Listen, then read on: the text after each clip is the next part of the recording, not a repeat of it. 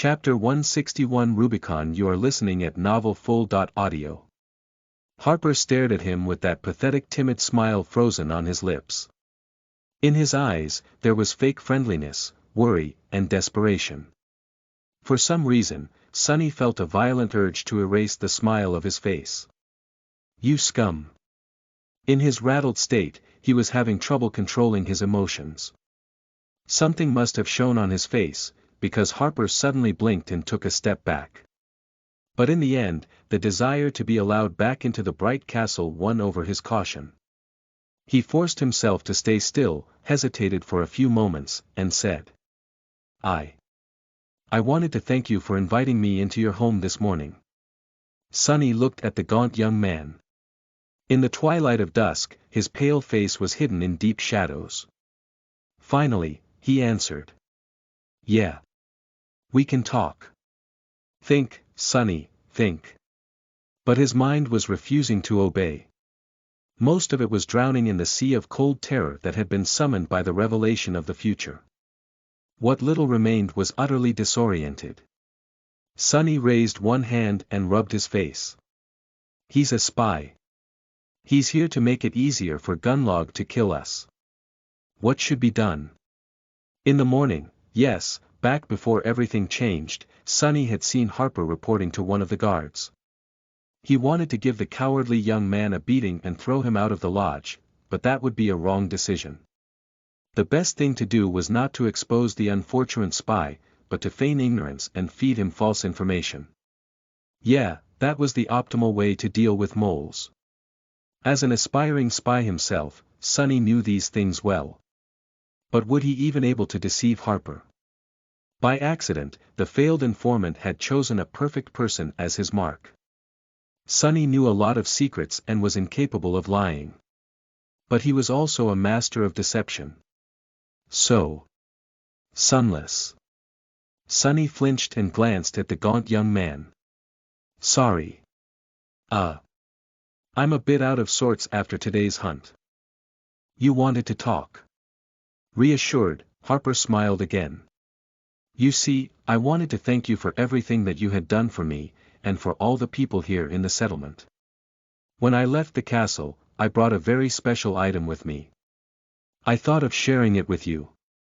Sonny frowned. "A special item? I should see what his plan is exactly, feed him a couple of little truths along with the lies, and then report to Neff in the morning." Right." Harper, meanwhile, was nodding energetically. "It's a bottle of liquor.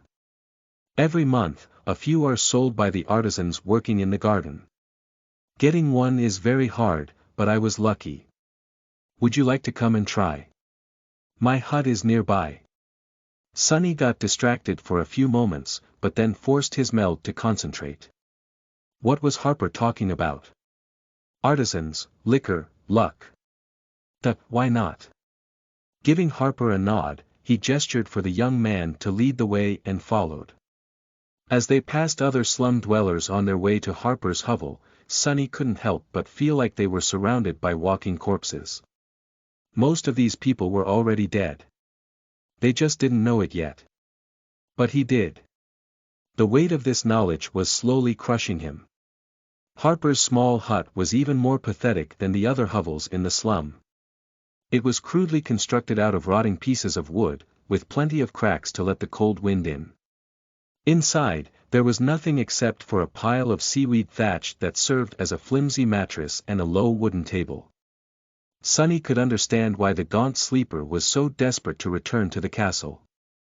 At least there was a door. Once inside, Harper looked around with embarrassment and invited Sonny to sit on the floor in front of the table. Then, he dug a glass jar from beneath the seaweed and placed it in front of him like a rare treasure. Producing a crude iron knife from somewhere, Harper then opened the wax seal of the jar, placed the knife on the table, and poured a milky white liquid into a chipped clay cup. "Here." He handed the cup to Sonny and smiled. Sonny received it and smelled the strange liquor. He remembered many people in the outskirts who had drowned themselves in the bottle or killed themselves with cheap stimulants and drugs.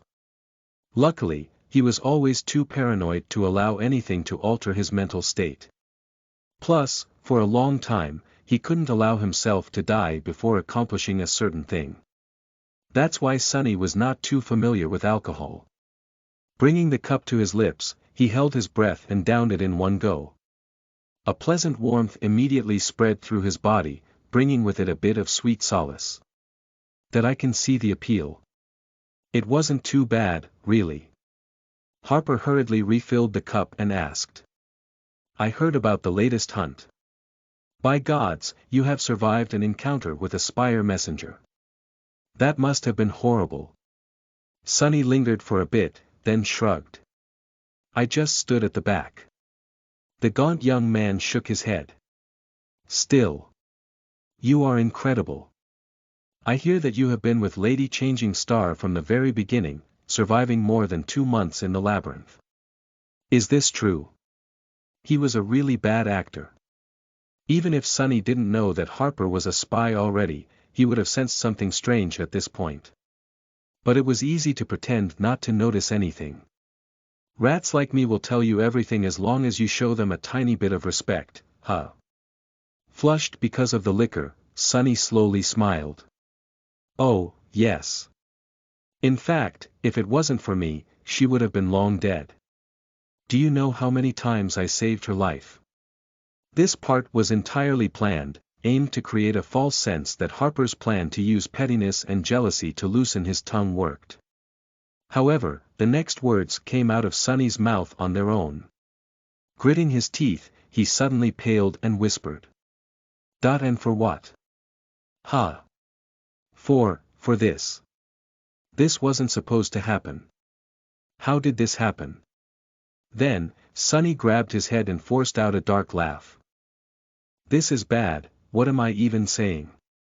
Mistaking his terror for the sign of the liquor doing its job, Harper got a little braver.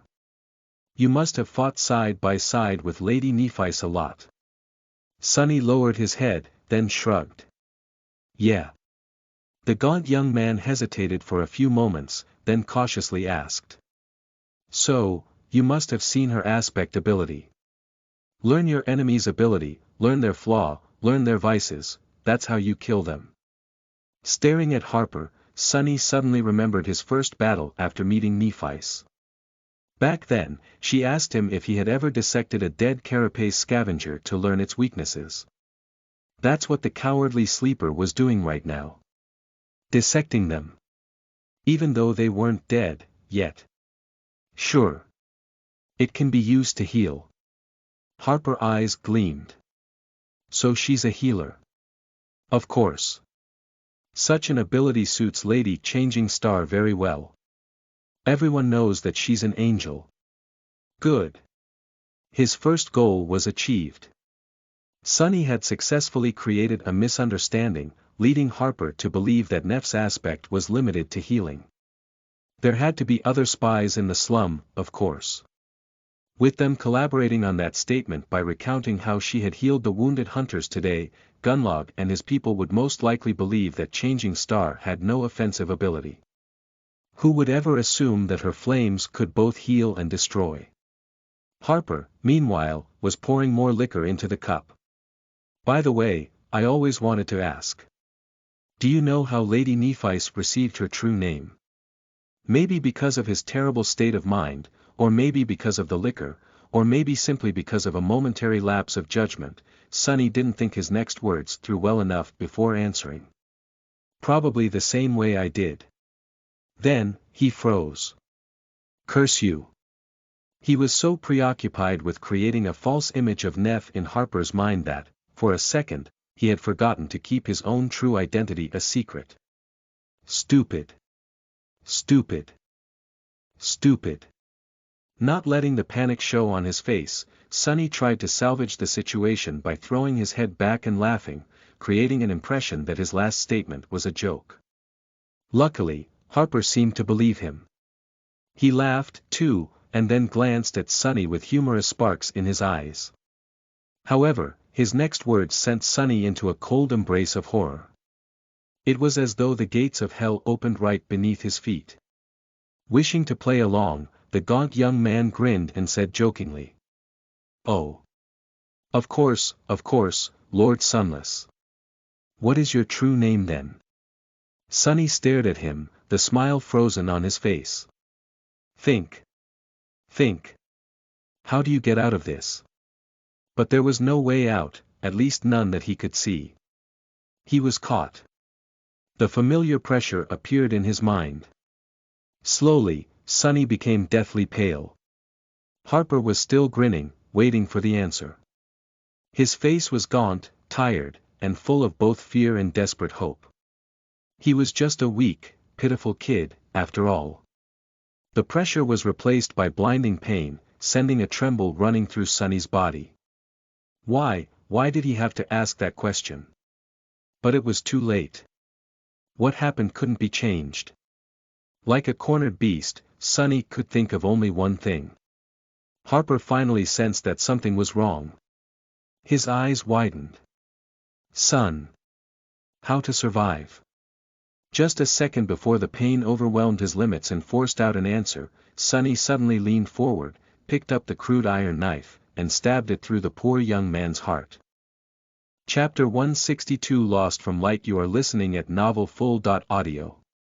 Pushing the knife into Harper's weak body, Sunny lunged forward. The flimsy wooden table flew aside and shattered into splinters once it hit the wall. With his other hand, he violently grabbed the young man's face and pressed him onto the floor, making sure that no sound would escape from his lips. Harper's wide eyes were full of pain and terror, staring at Sunny with a silent, but deafening question. Why?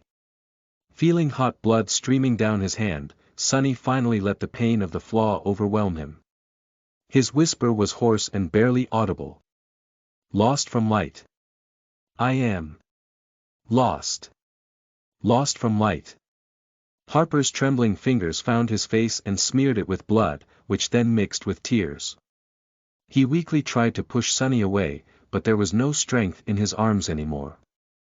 Biting his lips hard enough to break the skin, Sunny held the gaunt young man down and twisted the knife, praying for all of this to be over soon.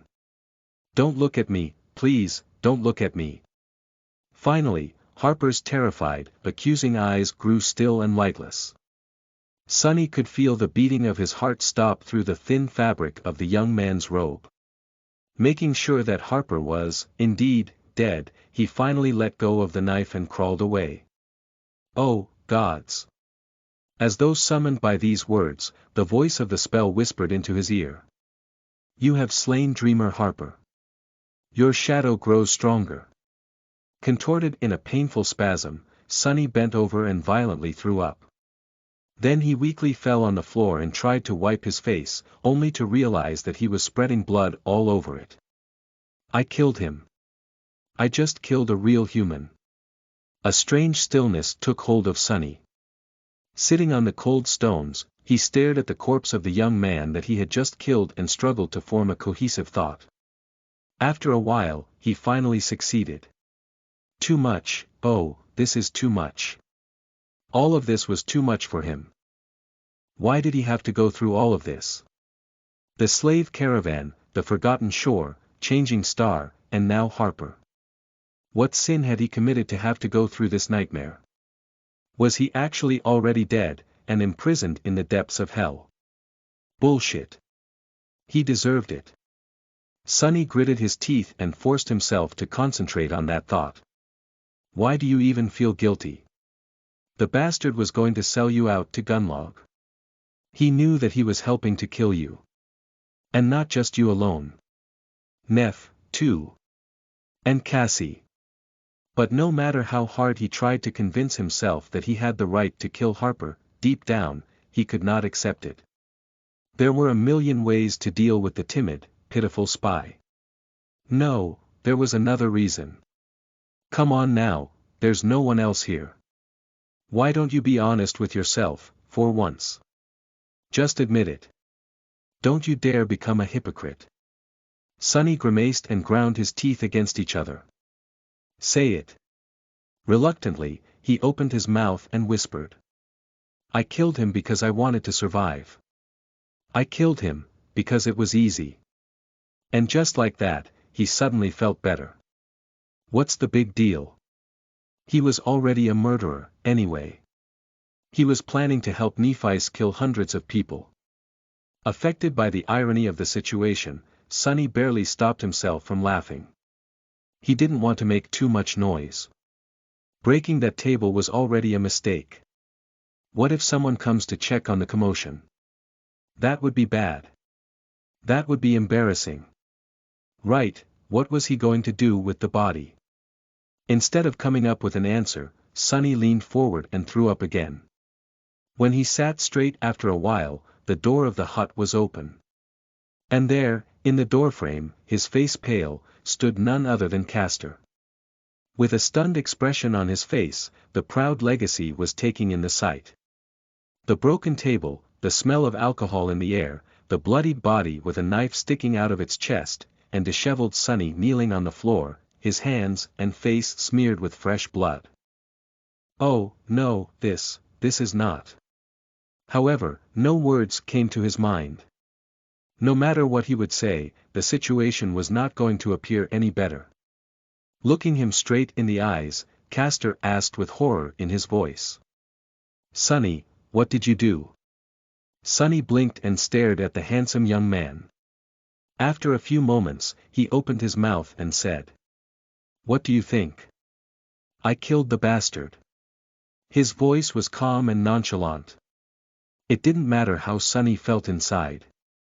In front of Castor, he couldn't show any weakness. He didn't trust the proud scion of the Hanley clan one bit. There had always been something off about him. So, if there was ever a time for acting, it was now. Especially because, unlike everyone else in the slum, Castor already knew that Sonny wasn't as useless as everyone believed. He had known it ever since that night when the three of them fought a devil together. Why did you kill him? Do you want to read more chapters? Come to Panda.novel. Sonny stood up and shrugged. He was asking too many questions. Castor opened his mind, stunned, then closed it again. After a few moments, he suddenly frowned.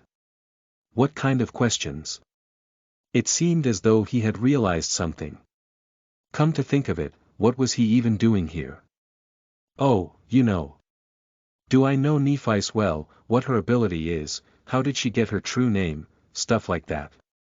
Without giving Castor the ability to react, Sonny wiped his hands with a bit of seaweed and added. Actually, this guy, Harper, was sent over to spy on us by Tezai. I caught him making a report to a castle guard officer this morning.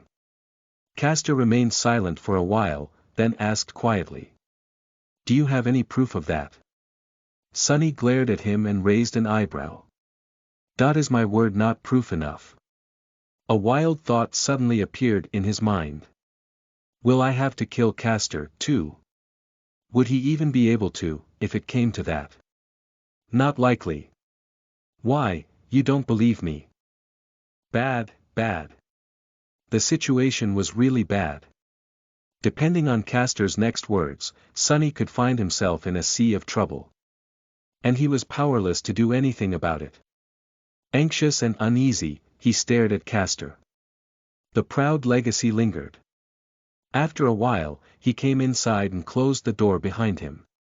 No, I believe you. Actually, I suspected this kid myself. That's why I came here after hearing that the two of you were seen going somewhere together. But, Sonny, the others might not think the same. He smelled the air and grimaced. I am sorry to say that, but you have a reputation for having a bad temper. With alcohol added into the mix and no proof to connect Harper to the castle, you can see how this does not look good. That piece of crap. Sonny scowled, trying to pretend that he was calm. He saw where this was going. So. What are you going to do? Castor gripped his shoulder. Then, in a serious and grave voice, he said. What else? I will help you conceal everything, of course. We are comrades, after all. But, Sonny, no one can ever know what you have done here. Especially Lady Nephis. This will be our secret. Alright, L.C. saying that, he looked Sunny right in the eyes. And smiled. Chapter 163 The Past. You are listening at novelfull.audio. Sunny stared at Castor with a grim expression. Despite the amiable smile and reassuring voice, he knew what the handsome Legacy was doing. He grew up in the outskirts, after all. Castor had said, "I will help you." But what he actually meant was, "I will own you." Because there was no better leverage than a gruesome secret. This help of his was going to come at a price. But what choice did Sunny have, really? Unless he was ready to fight and kill Castor right there and then, thus silencing the only witness of his crime forever, he couldn't refuse. Plus, what Castor thought was going to happen and what would really happen was not as set in stone as it seemed. As long as Sunny was alive, there was hope of turning things around, somehow. He just had to get through this, one step at a time. Sunny forced out a smile. "Thank you, Castor. I won't forget it." Then, he glanced at the dead body lying at his feet and took a step back, escaping the quickly growing puddle of blood. His face remained calm, but a small, almost imperceptible shiver ran through his body. "So, what do we do now?" The proud Legacy lingered, then said in a solemn tone. "First things first, we can't let anyone see you like this. Wait here for a while. I'll bring something for you to clean yourself." Sunny sighed. He didn't really want to stay anywhere near Harper, but Castor was right. Walking around covered in blood was a bad idea. And then what? Castor hesitated. "Then we will need to get rid of the body. But, it won't be easy to do without being noticed, if not by slum rats, then by guards. Don't worry, though. I'll think of something. Just wait for me to return." Sunny hesitated, wondering if he could trust the Legacy. What was going to stop him from returning with a crowd of people? But no. Having Sunny in his pocket would benefit Castor more than getting rid of him completely. Still, he sent the Shadow to keep an eye on things after the handsome young man went away. Left alone with the corpse, Sunny sighed and sat on the floor, resting his back against the flimsy wall of the hut.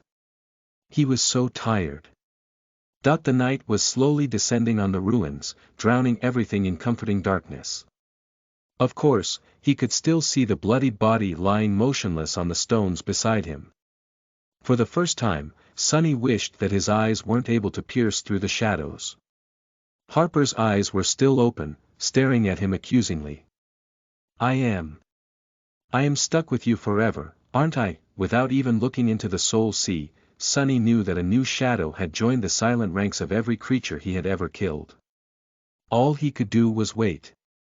Time slowly crawled. It was taking Castor a long time to gather everything needed without raising any suspicion. He had to avoid prying eyes and waste a lot of time conversing with people who constantly wanted to win his attention. At some point, even Cassie talked to him. "Hey, Castor. Have you seen Sunny? Do you want to read more chapters? Come to Panda.Novel." Calm away from their lodge, sitting on the floor near the corpse of a young man he had killed, Sunny smiled darkly and listened to what kind of excuse the Legacy would come up with to account for his absence.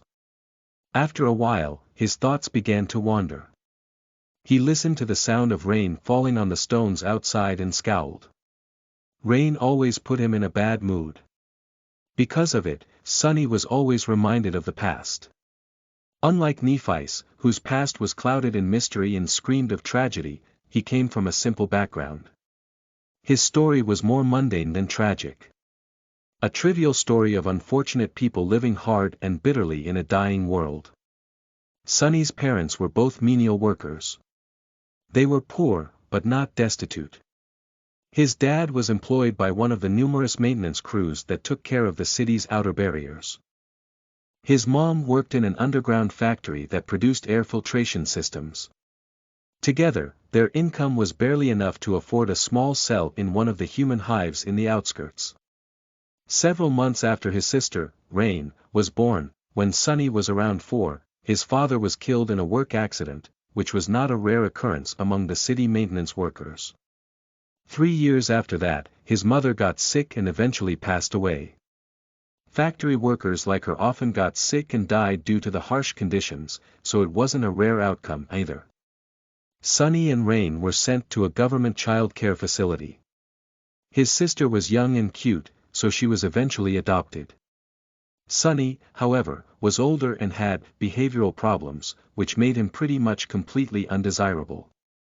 After enduring a few years in a series of increasingly vile foster homes, he finally managed to run away and learned how to survive on the streets of the outskirts. Out there on the streets, there were a lot of kids just like him, who had to do all sorts of distasteful things every day just to live to see another sunrise. However, even then, most of them didn't last long. It took a very special kind of creature to survive there. Sunny was one such creature. A part of this was pure luck, a part of it was that he was smart. But mostly, it was because he had a goal. Sunny refused to die before finding his sister. Somehow, he had convinced himself that she was waiting for him to find and save her. One day, they were going to live happily again, like a family, together. This misguided goal kept him alive more than anything else. Of course, it didn't end well. Nothing ever did in this damn world. Sitting just a few centimeters away from a puddle of human blood, Sunny chuckled and rubbed his face. Was there even such a thing as a happy ending? What is taking that bastard so long? Granted, he knew exactly where Castor was, and what he was doing. Currently, he was raising his hand to open the door of Harper's hut. Sunny tiredly picked himself up from the floor and shook off the weight of reminiscence. What was the point of remembering the past? He had to survive the future.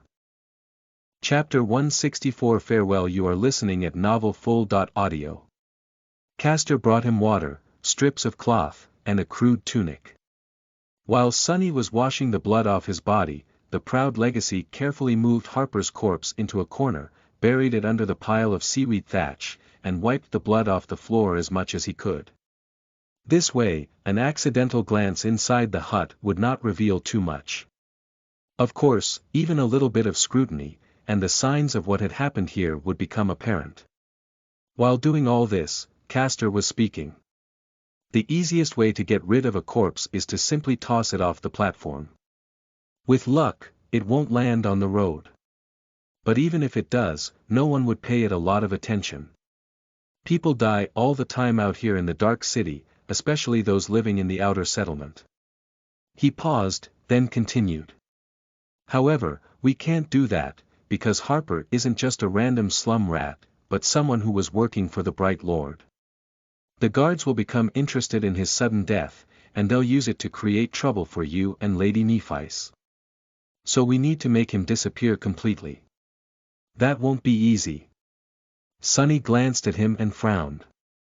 What's the big deal? I can just carry him down the hill and dump the body somewhere in the ruins. It's night outside. No one will see anything. Castor shook his head. Castle Guard has various types of observers watching the road day and night. You will be noticed. Unless someone persuades them to look the other way, of course, he sighed. It won't be cheap, but I can make it happen. Tomorrow after sunset, you will have about an hour to carry the body to the ruins and return. Sorry, but I can't buy you more time, this will wipe what little shards I have left already. His voice sounded as though the handsome young man was genuinely concerned for his comrade, but in reality, he was just reiterating how much Sunny owed him now. And if that message was not enough, he could always threaten to reveal the secret of how Harper died in the future. Castor had him in the palm of his hand. Sunny smiled darkly. And what do I do until then? The Legacy shrugged. Just act natural and try not to speak to anyone. You're kind of a loner as it is. No one will suspect anything. After that, he thought for a few moments and added. Oh. This. No one should enter this hut for a long while. Harper lived in the castle for these past few months, so people in the slum won't notice his absence yet. Neither will guards, since he made a report recently. We should be fine. Sunny stared at him with a strange expression. Do you want to read more chapters? What? He shook his head. No, nothing. I'm just wondering how many bodies did you make disappear already? Castor frowned. This is my first, actually. In the Dark City, it is usually more advantageous to leave the body somewhere where everyone can see. Made sense. Why kill someone if not to make others think twice before attacking you in the future? Sunny was a real amateur when it came to murder. He really could not compete with the legacies. Just like that, they left the pitiful hut behind and returned to the lodge. With no one paying him any attention, Sunny returned to his room and sat quietly on his narrow cot. He thought that he wouldn't be able to sleep this night, tormented by both the knowledge of what Nephi was planning and the memories of Harper dying by his hand. But in the end, his exhausted consciousness slipped into oblivion as soon as his head touched the pillow. In the morning, he woke up with a start, expecting a crowd of furious slum dwellers to be rushing inside, all eager to. Well, what could they really do? If push came to shove, very few of them could actually harm him. But no one was there. After hesitating for a while, he decided to act as he would on any other day. Leaving his room, Sunny walked outside to wash his face. Neff's little helpers either greeted or ignored him, just like usual. Their smiles were friendly and fleeting. No one looked at him twice. Strangely disturbed, Sunny escaped the lodge and looked up at the sky. Nothing had changed. Everything was the same as it had been yesterday, and every day before that. How could this be? He had violently murdered someone, but no one seemed to care. The world had moved on without Harper, indifferent to the pain and horror that were now frozen forever in the dead eyes of the timid, pitiful young man. Even the guards did not seem to notice the disappearance of their spy. Sunny rubbed his face, hiding a pained grimace. His head hurt with a terrible migraine. If they don't care, why should I forget about that fool? But he did care. Irrational as it was, he felt compelled to mourn the death of his victim, even if he was the only one who would. Maybe because this situation was eerily identical to how he had always imagined his own death to happen, utterly unnoticed. Discarded and forgotten, with not a single soul to care that he had ever existed.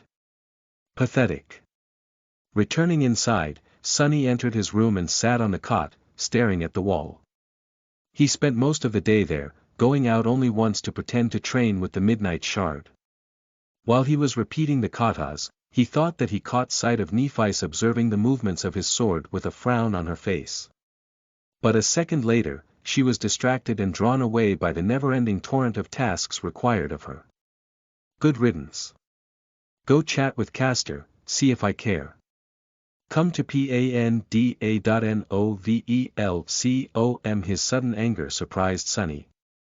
Well, at least it was better than the grim apathy that reigned over him this whole day. What's wrong with my mind lately? It's like I'm back on the Ashen Barrow. Frowning, he dismissed the Midnight Shard and returned to his room. However, someone was waiting for him there. It was Cassie. The blind girl stood silently with her back to the door, holding the wooden staff in her hands. Her face was unusually still.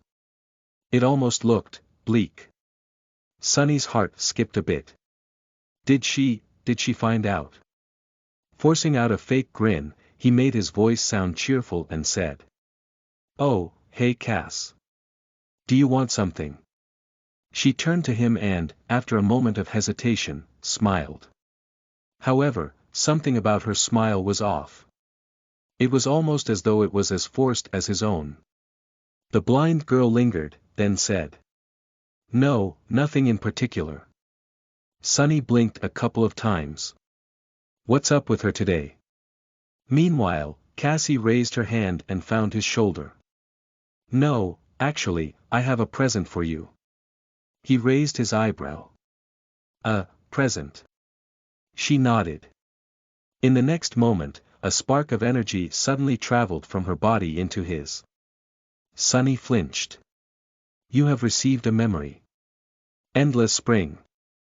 Wasn't it, that pretty glass bottle of hers, one that contained an almost endless amount of water? Why was she giving it to him? Why are you gifting me this all of a sudden? She was silent for a few moments, then gently shook her head. I just wanted to. Why? Can't I give you something, after everything that you have done for us? Sunny hesitated. I guess you can. I just didn't expect it. Cassie gripped his shoulder and remained motionless for a weirdly long amount of time. Then, she looked away and said, her voice light and even. We'll meet again soon, Sunny. Weirdo. He patted her hand and said, a little embarrassed. Of course we will. Where would I go? This lodge is too small for us not to bump into each other all the time anyway. She slowly removed her hand and chuckled. Yeah. You're right, of course. I'll go now. With that, she turned away and headed for the door. Sunny stared at her back and shrugged. All right. Bye. What has gotten into her? Reaching the doorway, Cassie froze for a second. Without turning her head and letting him see her face, she lingered for a while, then quietly said. Goodbye, Sunny. Chapter 165 Power. You are listening at novelfull.audio. For the rest of the day, Sunny had nothing to do but count the hours until sunset. When the night descended, he would have to return to the scene of the crime he had committed, retrieve the body of his victim, and carry it into the ruins under the cover of darkness. How did it come to this? Alone in his tiny room, he stared at the wall and waited. Soon, the fear of going into the dark city at night overpowered the bleak and hollow feeling that reigned over his soul.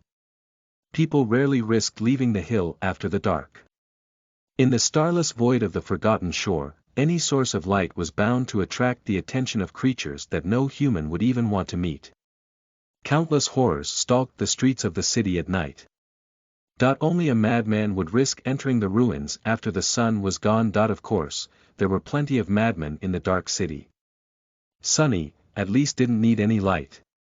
He also knew the area surrounding the bright castle well enough to avoid most danger. The weeks he had spent learning from Effie didn't go to waste. I should be fine. With the shadows hiding his every movement, Sunny was sure of his ability to at least run away should something happen. Still, with each passing minute, his heart felt colder and colder. When the shadow of the Crimson Spire drowned the world and colored his thoughts with the eerie feeling of dread, he gritted his teeth. It's almost time. However, before the sun completely disappeared, another unexpected guest appeared at the doorstep of his room. Looking at Sunny with a scowl, Nephice gestured for him to stand up and said in an even tone. Come with me. Sunny's heart skipped a bit. What does she want? Suppressing the sickly fear of being caught, he lingered for a few moments, then slowly stood up and followed Changing Star out of the lodge. Together, the two of them walked to a secluded part of the slum. Neff remained silent, not even looking in his direction. She seemed calm, like always. Sunny, however, struggled to keep himself from panicking. Various thoughts, one darker than the other, found their way into his head. Did that bastard, Castor, tell her everything? Do you want to read more chapters? Finally, they reached the remote alley where no one would have been able to overhear their conversation. It was filled with nothing but the crimson light of sunset and deep shadows. Turning around, Changing Star looked at him with a frown. Sunny met her gaze, his face grim. He felt as though he was staring at his judge and executioner. I've seen you practicing with the sword today. Your moves were weak and aimless. It was as if you had lost all clarity. What were you thinking about? Sunny slowly exhaled. So, that's what this was about. She didn't know anything. She just picked up on the turmoil raging in his mind. He should have felt relieved, but for some reason, Sunny felt anger rising in his chest instead. With a crooked smile, he looked away and answered. Murder. I was thinking about murder. Nephis tilted her head, waiting for an explanation. Sunny remained silent for a few moments, then said, his voice strangely cold. You once told me that the essence of combat is murder, didn't you? She gave him a nod. He stared at her, then said. Well, how come you know so much about murder, Neph? Ha! I wanted to ask you that since the day you cut off Andal's head without so much as batting an eye. You are out here preaching about how we are all fellow humans, not some beasts. Was Andal not human? Come to Panda.Novelcom, she scowled. Is this what it's all about? Sunny gritted his teeth. It's a part of it. Nephis was silent for a long time. At some point, she absent-mindedly raised one arm and rubbed her neck. Finally, she said. It's not that I have murdered a lot of people. It's that a lot of people have tried to murder me. Sunny blinked. Why would anyone want to kill you? She smiled. Why? All kinds of reasons, really. My family was really powerful once, don't you remember? But power, it's a dangerous thing, Sunny. You can't reach its peak without creating a lot of enemies. And when your power disappears one day, all those enemies remain. Turning her face away, she said with her usual indifferent voice. I think I was 5, 6 years old when someone tried to kill me for the first time. It was my nanny. She led me to an empty room, put her hands around my neck, and tried to strangle me. I thought that it was a game. For the first few seconds, at least. Neph looked at him with white sparks dancing in her eyes. That was how I learned what weakness is. And when my teacher, who happened to walk by, rushed inside and used his aspect ability to kill her, that was how I learned what strength is. So yes. I'm not a stranger to severed heads, Sunny. Is that what you wanted to know? He stared at her, then slowly shook his head. How frightened she must have felt, how powerless. Powerlessness, he knew how it felt all too well. Somehow, Sunny had never imagined that proud and indomitable Changing Star had tasted it, too. Was shaped by it. Just like he was. Meanwhile, Nephis smiled. But there was no humor in her eyes. So then, what did you want to know? Sunny. What is this all about? Do you think I haven't noticed the way you were staring at me ever since we fought the Spire Messenger? Come clean with it. You owe me at least this much. He glared at her for a long time, a storm of emotions written on his pale, grim face. Finally making a decision, Sunny gritted his teeth and said. I want to know what your real goal is. I want to know if it's all worth it. Chapter 166 Light and Shadows. You are listening at novelfull.audio. Changing Star frowned. There was a hint of surprise visible in her cold, gray eyes. My goal. Isn't it obvious? She gestured to the slum that surrounded them and the magnificent castle towering above it. I'm trying to help these people. What else? Sunny sighed. Then, turning his face away, he asked. Hey, have I ever told you about my sister? Nephis blinked. No. Why bring this up all of a sudden? He smiled wistfully. I just was reminded of her recently, so I thought I'd share. You see, our parents died when we were little. She got adopted, but I ended up on the streets. Life wasn't really sweet for me.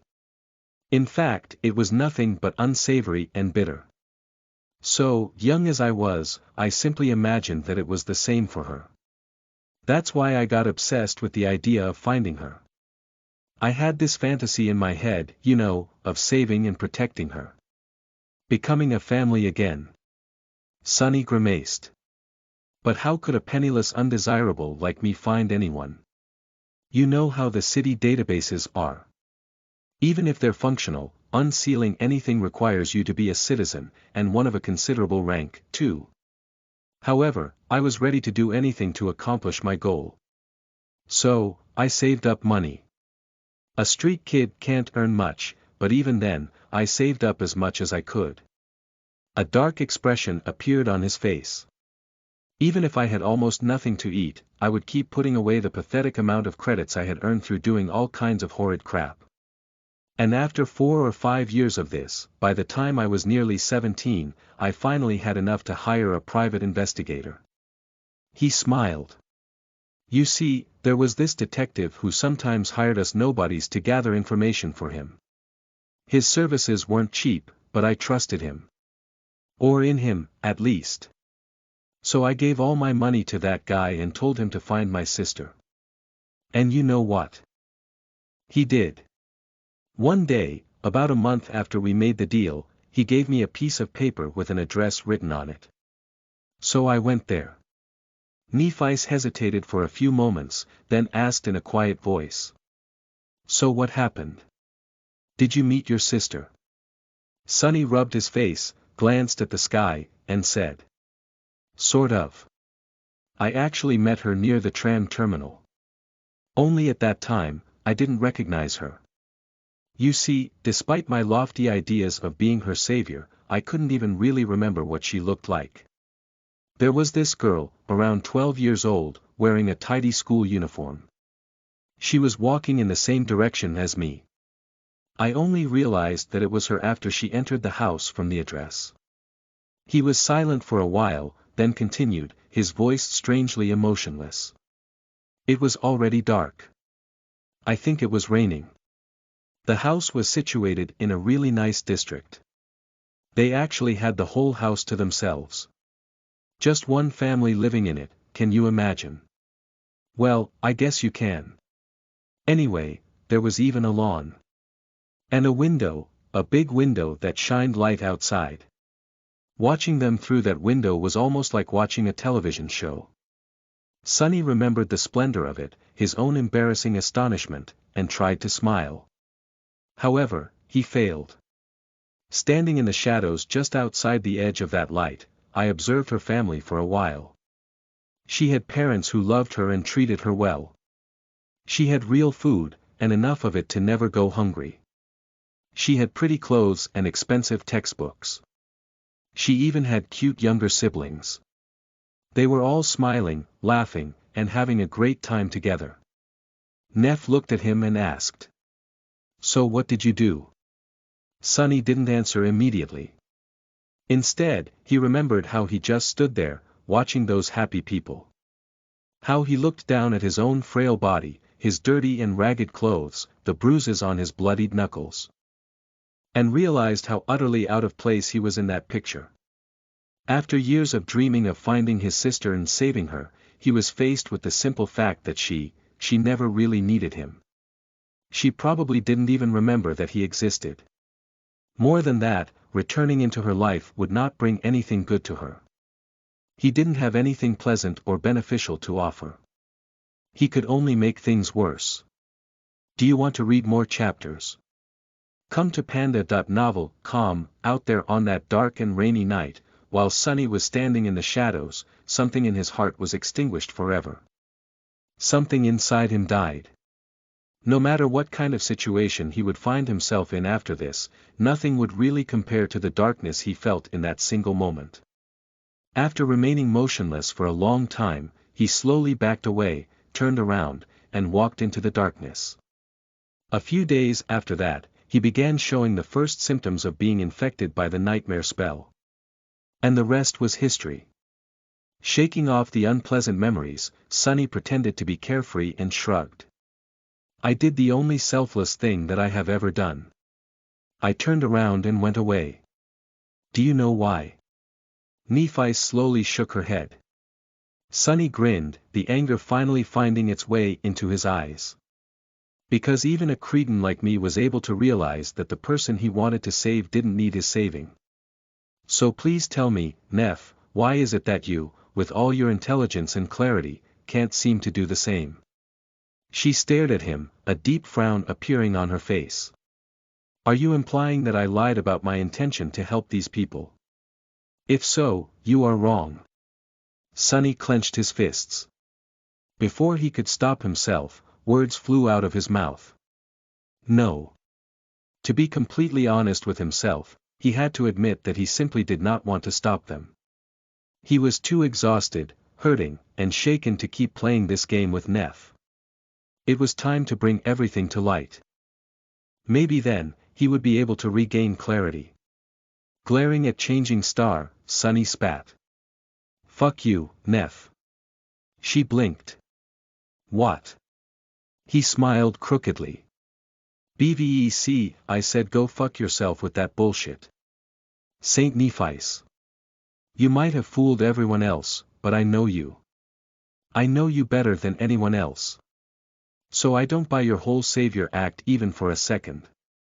Sunny repeated her gesture, pointing at the surrounding hovels. "Help these people. Please. What are you going to help them with? Help them turn into corpses. You and I both know how this ends. Cassie already told us. Fire and rivers of blood, right? Is this what you're planning?" Nephi stared at him, a dark expression written on her ivory face. Her cold gray eyes weren't calm anymore. Finally, there was a burning emotion in them. Was it confusion? Pain? Disappointment? She opened her mouth, then closed it again. Then, Changing Star slowly shook her head. Finally, she seemed to find the right words. Looking Sunny right in the eyes, she slightly raised her chin and said, "Fine. You got me." Chapter 167 Unforgivable. You are listening at novelfull.audio. Benov calm. Sunny stared at Nephice, stunned by her answer. He didn't expect her to admit it so easily. Meanwhile, she just shrugged. What? Was I supposed to deny it? Why should I? You are the one who is obsessed with lies, Sunny, not me. The corner of Changing Star's mouth twitched. Actually, I have to thank you. If it wasn't for you, I would have never learned how to deceive people so easily. I had a very sheltered upbringing, for obvious reasons. Communicating with others had always been something I knew very little about. She smiled darkly. How fortunate it was to meet you, of all people, on this forsaken shore. Lucky me. Right. Sunny blinked. What was she talking about? He remembered how, during their journey to the Dark City, Nephice had tried to mimic Cassie in how she spoke to people. Had she been studying him, too? Neff took a step forward and pierced him with an intense, burning gaze. No one survives in the dream realm alone. I knew that I won't be an exception to this rule, so I watched Cassie and you and tried my hardest to learn from you both. That's when I noticed that nothing you ever said, or did, was true. Wasn't it? Crap. Sunny felt a cold shiver running down his spine. She scoffed. No matter what happened, you somehow always managed to keep your real thoughts, desires, and reasons hidden. I've never seen anyone so adept at deception. Congratulations, Sunny. The mind games you played with us were almost as devious as the mental hex of the Soul Devourer. It was nothing short of inspiring.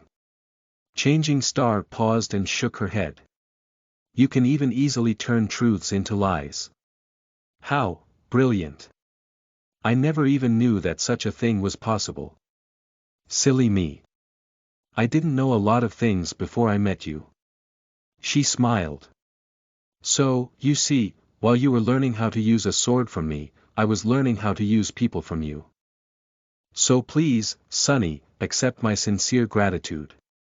I could not have wished for a better teacher. Without you, none of this would have been possible. Nephice raised her hand and stabbed a finger at him. Then, with anger in her voice, she spat. So where do you get the audacity to blame me for doing the same thing you do to everyone you ever meet? Sunny trembled. Was she telling the truth? Did Neff actually learn how to be this manipulative and vile, from him? Oh, no. Someone that inexperienced couldn't have found a worse role model even if they tried. What a cruel twist of fate, to be sent into the dream realm together with a damaged, vicious man like him. Sunny gritted his teeth. That's not the same. Changing Star scowled. How is what I am doing different? I haven't told a single lie to these people. I gave them just enough truth to make them deceive themselves, just like you taught me. But what, now that it was turned around on you, it is suddenly not fair. Now you won't settle for anything less than the whole truth. She smirked. Fine. I'll tell you. Yes, you are right. There's going to be fire and rivers of blood. That is my plan. So what? How is it worse than this pathetic, hopeless existence? It isn't. I am going to kill Gunlog. After he is dead, the Bright Castle will become engulfed in a civil war, with each of the 5 lieutenants vying for the throne. I am going to kill them, too. And when I am the last one standing. Her eyes glistened. That I will gather those of us who remain alive and make a road of bones for the lucky few to reach the gateway. That is my promise. That is the salvation I offer to the people of Dark City, a chance to return to the real world or die like a human should, standing tall and with a sword in their hand, instead of living in fear like a rat. I thought that you, of all people, would understand. Do you want to read more chapters? Come to Panda. Novel, calm, Sunny stared at her in disbelief. How could she be so nonchalant about the idea of causing the deaths of so many people? Had their lives no value in her eyes? But then he realized that he was looking at it all wrong. He was looking at it from his own perspective, the perspective of someone who was used to surviving at all costs, to putting survival above all else. However, that was how his old self had viewed the world. After coming to the Forgotten Shore, Sunny had learned that there were things more valuable than staying alive. And he learned it from Neff. To her, a life that was not worth living was that much worse than a worthy death. Maybe, in her mind, she really was trying to help these people. But who gave her the right to make that decision on their behalf? Shaking his head, he whispered. Is it really so terrible to live here? Is Gunlog really so bad that you would rather see all of us die than let us remain under his rule? A dark expression appeared on Changing Star's face. With cold contempt ringing in her voice, she said. Gunlog has done many despicable things. But I won't judge him for those. Who knows if any of us would have done any better? Keeping 1,000 hopeless people alive in this hell is the kind of task that can turn a saint into a demon.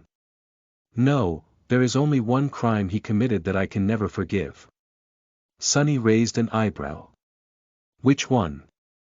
She lowered her chin and gritted her teeth. It's that he gave up. She looked at Sunny and said, her voice full of intensity. It's that he never even tried to reach the gateway. With so many years to prepare and hundreds of powerful fighters under his command, do you really think that there was nothing he could do to enter the Crimson Spire? No, he simply changed his mind. Why return if he can live like a king here, in the Dark City? He abandoned his duty as an awakened and submitted to the spell. And because of how he reigned, destroying people before they grew powerful enough to threaten his rule, Gunalug also prevented anyone else from trying. However, Sunny glimpsed something else from what Nephis had said. A hint of her true motivation. The words she chose to condemn Gunlog were just too peculiar. Despite the fact that the Bright Lord had committed all sorts of atrocious acts and caused the deaths, humiliation, and sorrow of countless people, the thing that enraged Changing Star the most was not his corruption and cruelty, but something entirely different. The fact that he had submitted to the spell and failed to complete his trial. Considering which family she hailed from. Was this the key to her mysterious goal? Frowning, Sunny asked. Don't you think that, maybe, he just wasn't willing to see hundreds of people die? All these young men and women living in the outer settlement and the Bright Castle, how many of them are you ready to sacrifice to achieve your goal? He grew silent, afraid that her answer would confirm his suspicion. Neff straightened her back and glanced at him. Once again, her eyes were firm and calm. Without pausing to think, she said, not a shadow of a doubt in her voice. All of them. Of course. Chapter 168. Outside. You are listening at novelfull.audio. Sunny grimaced and turned away, feeling a terrible headache. The sun was almost gone, and the night was following in its footsteps. He didn't have much time left. With a desperate smile, Sunny looked in Changing Star and asked. What can be so damn important? What can be so valuable that you are ready to condemn everyone here to death? He shook his head, guessing that he already knew. Don't tell me that it's some stupid crap like bringing the glory of the immortal Flame Clan back. Duty of the Awakened. What, you gave a terrible oath to become the first human to conquer the fourth nightmare, like your father conquered the third, and your grandfather the second. Or even worse, is it something even more foolish? Are you planning to save the damn world? Nephi stared at him for a few moments, and then grinned. Something dangerous and unfamiliar awakened in her eyes, no, not completely unfamiliar. It was the same strange, maniacal glimmer he had seen once before, right after saying the three strange words to her. Aster, Song, Veil. Back then, for a few moments, Changing Star had turned from a calm and composed young woman into someone he wasn't sure he recognized anymore. With a soft chuckle, Neff shook her head. Save the world. No, I'm not going to save the world, Sunny. Then, the smile disappeared from her face, and white flames suddenly ignited in the depths of her cold, gray eyes. With dark and frightening conviction, she said. I'm going to destroy it. Her words echoed in the darkness, making Sunny feel an irrational feeling of dread. He stared at her, both failing to comprehend and afraid to believe in what she had just heard. Destroy the world. What? Deeply inhaling the cool air, Changing Star looked up at the sky. This world, Sunny. This cursed place. The dream realm. No, I won't be the first one to conquer the fourth nightmare. I will be the first one to conquer every nightmare. I'll go through them one after another, destroying anything and anyone who stands in my way. And when I get to the heart of the nightmare spell, I'm going to obliterate every part of it, I'm going to rip it to shreds, I'm going to decimate and bring it to ruin. She looked him in the eyes and said. You think Gunlog can stop me? You think a fallen terror can stop me? Those three ghouls can stop me? No, Sunny. Nothing will stop me. Anyone who dares will die. I'll kill them all. Taking a step back, Sunny stared at her with wide eyes. He shivered, feeling something cold touch the back of his neck. Then, he grimaced and asked, a hint of anguish in his voice. Why? Why do you want to destroy the spell so much? A corner of Changing Star's mouth curled up slightly. After a few moments, she simply said. Because I hate it. Sunny blinked, stunned by the simplicity of that answer. If it was someone else, he would have thought that they were lying. But Nephis lived in a strange, stark world. She did things simply because she wanted to, and apparently wanted to destroy an eternal, omnipotent existence simply because she hated it. Why the hell not? He closed his eyes and whispered. You are actually insane. Neff smiled. What does it mean to be insane in a world that has gone mad? I would be wary of anyone who remained perfectly sane in this hell. Then, she sighed. So, are we done here? Or do you have more questions? The sun is almost gone, so you'd better hurry up and ask them. Sunny shook his head and said, his voice hoarse. Yeah. Yeah, Neff. I'm done. With that, he slowly turned around and took a step forward. Left behind, Nephis frowned. Where are you going? Come back here. He waved a hand and said in a suppressed tone, refusing to turn his head. Sorry. I have an errand to run. We'll talk some other time. Her frown deepened. Looking at his back, Changing Star gritted her teeth and called. I said come back, Sunny. This conversation isn't over. Come back here right now. But there was no answer. Sunny had already disappeared into the shadows, leaving her standing alone in the alley that was brightly lit by the last light of the dying sunset. Some time later, Sunny was walking through the ruins, Harper's dead body weighing on his shoulder. The young man was very gaunt back before he had been killed, so it wasn't much of a burden. Physically, at least. It was the early hour of the night. Surrounded by nothing but darkness, Sunny was left alone with his thoughts and emotions. But, strangely, both his heart and mind were empty.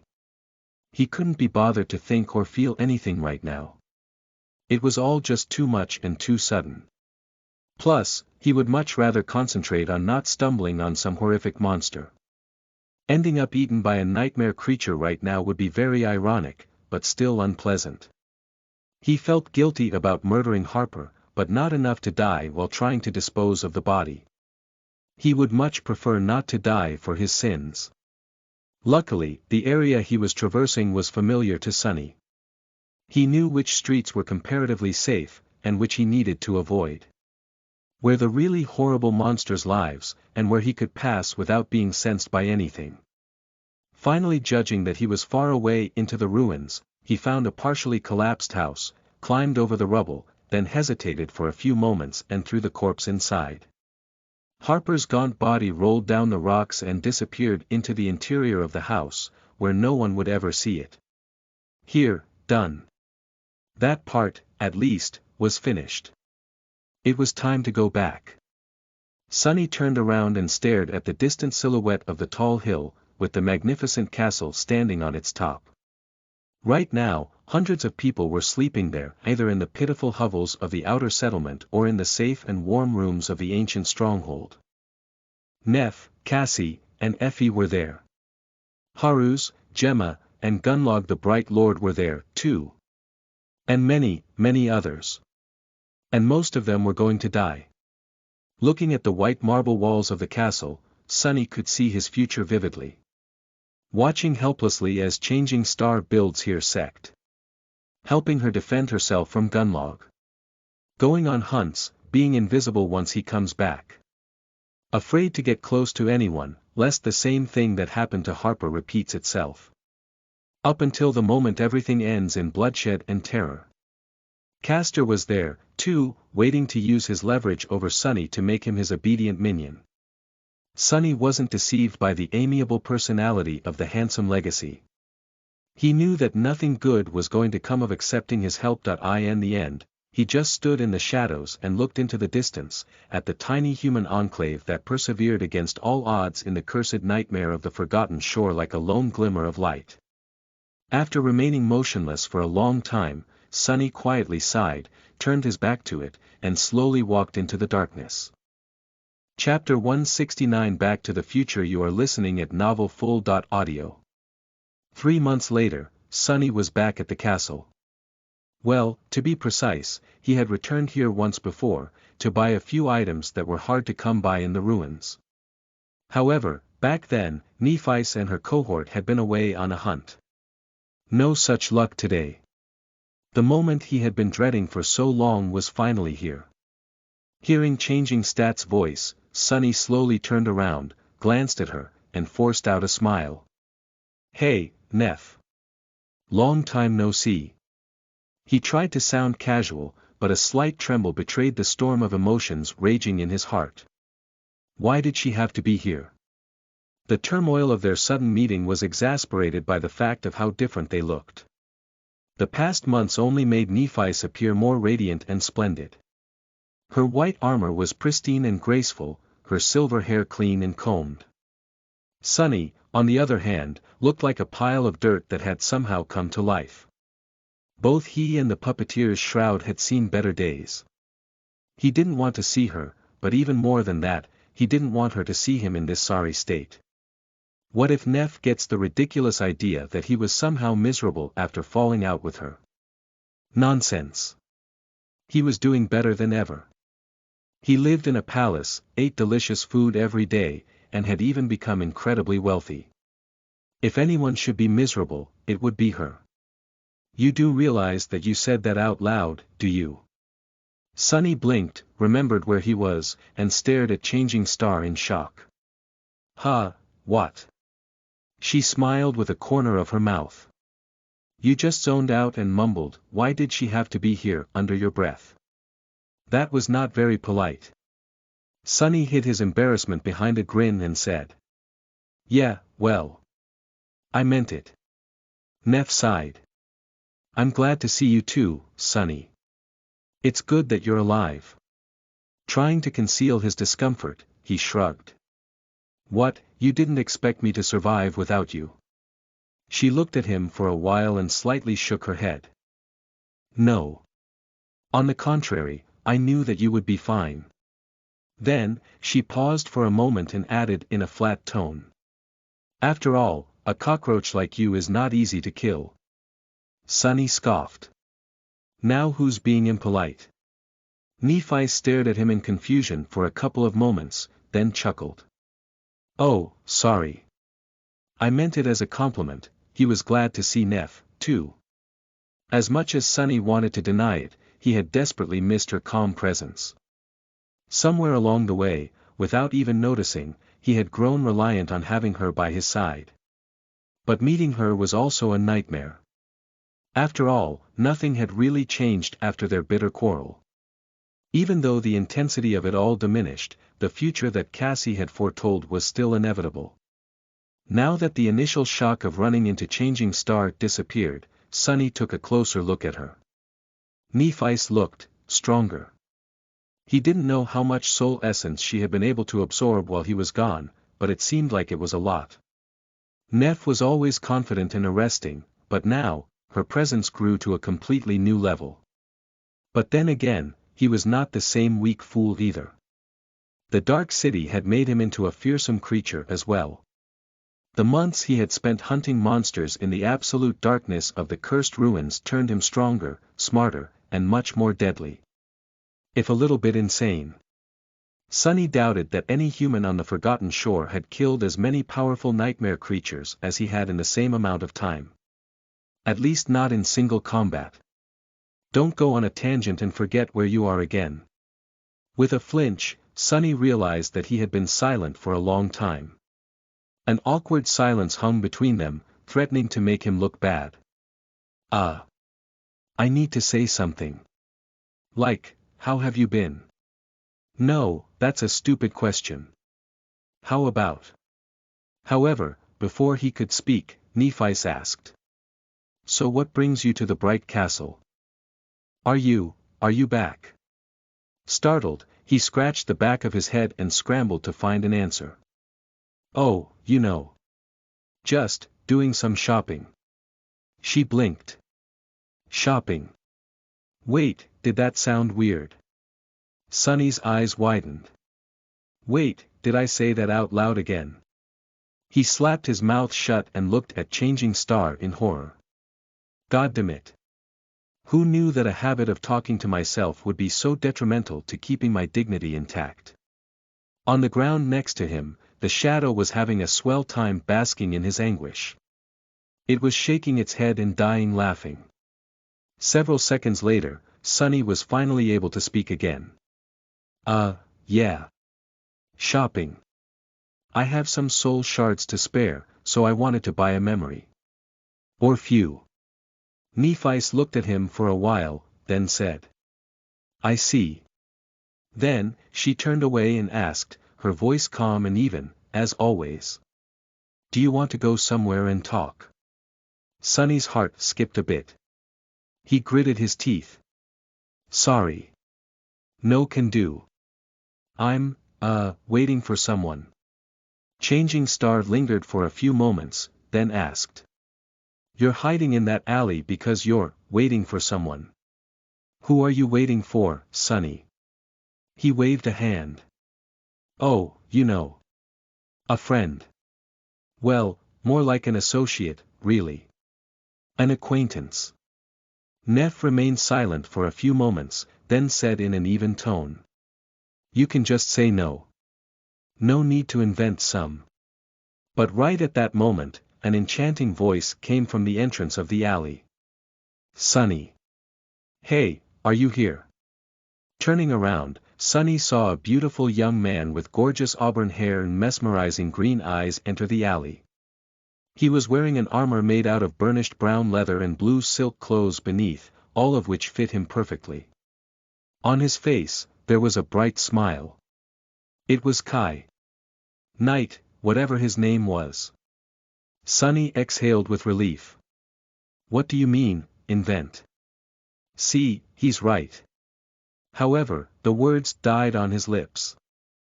Because, when he turned to Changing Star, he saw something that he had never seen before.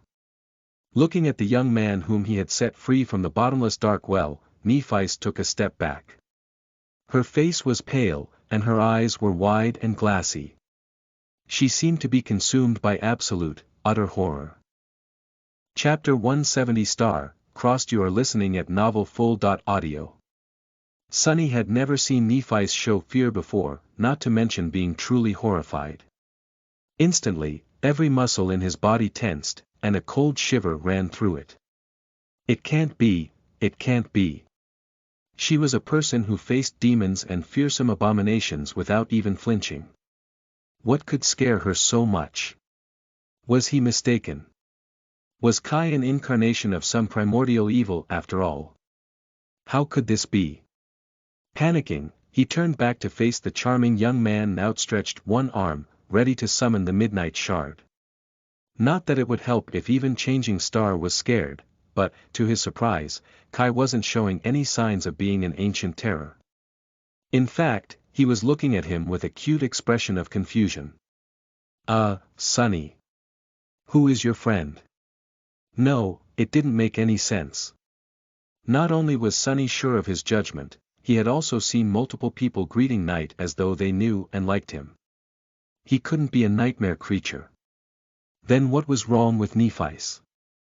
Keeping his shadow's gaze on the charming archer, Sunny slowly turned back and glanced at Changing Star. She was still standing there, seemingly paralyzed by fear. What was going on? Neph. She flinched and tore her eyes away from Kai. After a few seconds, Changing Star cautiously leaned forward and whispered. Sunny, what is Knight doing here? He frowned. He's the friend I was telling you about. She lingered, then shook her head. No, I mean what is he doing here? The emphasis was on the word here. Where else would he be? Completely lost, Sunny struggled to understand what was going on. Maybe she knew something about the kidnapping. That didn't make sense. Finally, he said. I saved his life in the ruins, so he's doing me a favor in return.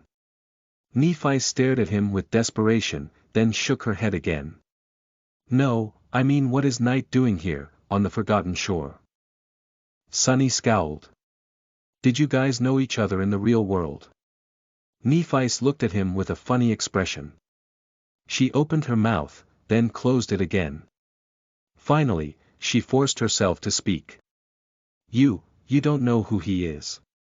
Meanwhile, Kai, who was politely staying silent through this whole weird conversation, smiled dazzlingly and said.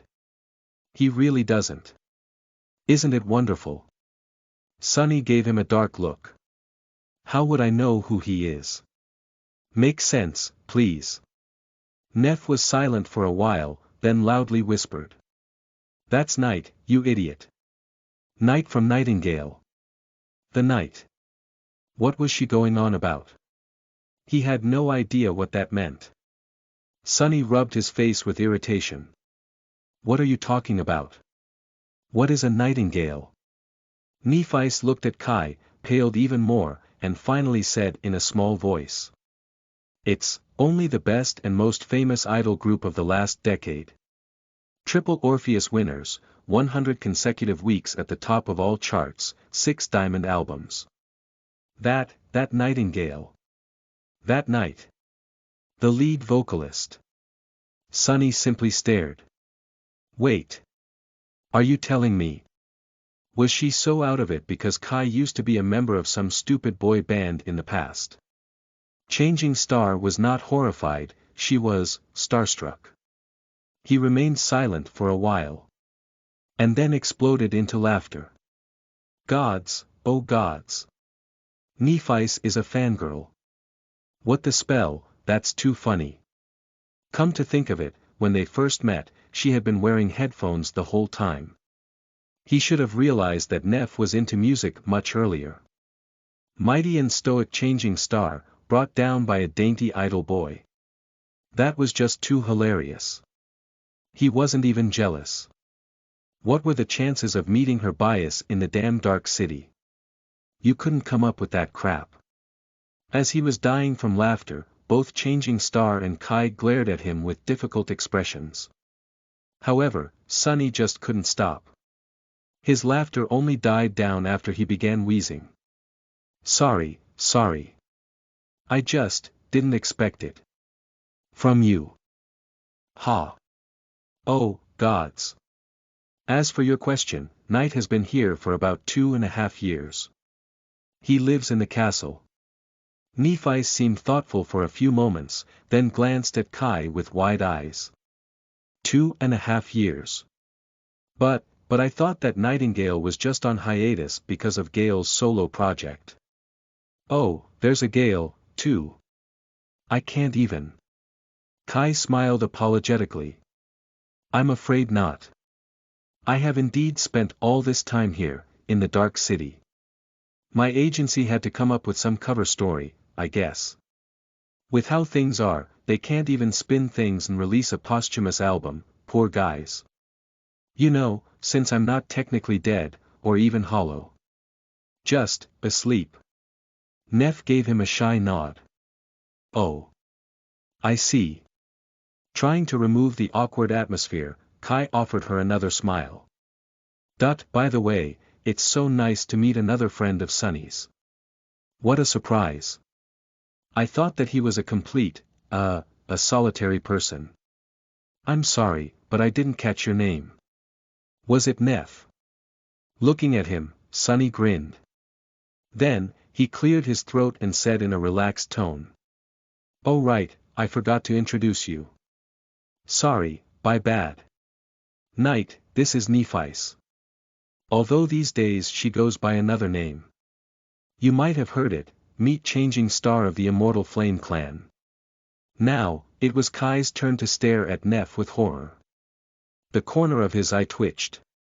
However, perhaps due to his idle training, he managed to hide his emotions much faster. Blinking a few times, he lingered for a moment, and then said in his smooth, enchanting voice. Oh. It's a pleasure to meet you, my lady. I have heard so much about you. It's an honor. Nephis turned away, trying to hide a hint of blush on her cheeks. Staring at the wall of the alley, she hesitated, then awkwardly said. So, your friend is already here, Sunny. Can we go have a talk now?